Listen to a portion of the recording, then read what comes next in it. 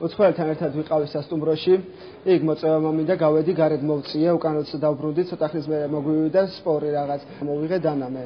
დანა მოვიღე და პირველი დარტყმა იყო ყელში და ასე შემდეგ. მე გამოვარდა იქ გარეთ გამოვარდა კალიდორში. მე დავიბენი რაღაც სიტუაცია, რაღაც ვერ მოვტვინა ვერაფერი და უკან შემოვაგდე ის სტეფანა უკან შემოვაგდე და ცოტა ხნის მერე ეგ გარდაიცვალა.